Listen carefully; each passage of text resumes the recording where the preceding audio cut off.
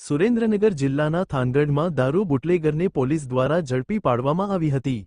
ત્યારે આ બાબતે વાત કરવામાં આવે તો ગૃહ રાજ્યમંત્રી દ્વારા 100 કલાકનો અલ્ટિમેટમ દેવામાં આવ્યું હતું। દારૂ વ્યસના લુખા તત્વો અમે ખનીજ માફિયાઓ સામે કડક હાથે કાર્યવાહી કરવાનો થાનગઢ તાલુકાની અંદર ટૂંક જ સમયની અંદર ખનીજ માફિયાઓના ગેરકાયદેસર ચાલતા ખન્ના રિપોર્ટ બહાર આવે તેવી પૂરેપૂરી શક્યતા છે। થાનગઢમાં આથી પણ મોટા પ્રમાણે ખુલ્લેઆમ વિદેશી દારૂનો કારોબાર હાલે છે। એકવાર ત્યાં પણ આવી જ રીતે રેડ કરવી જોઈએ।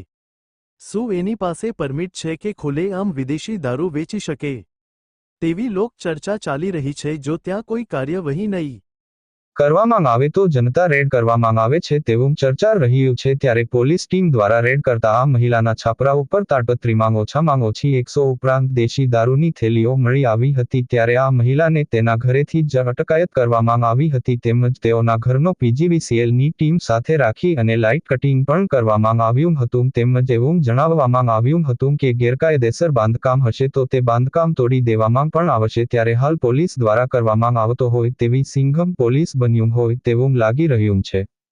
કલ્પેશ વાઢેર, સુરેન્દ્રનગર।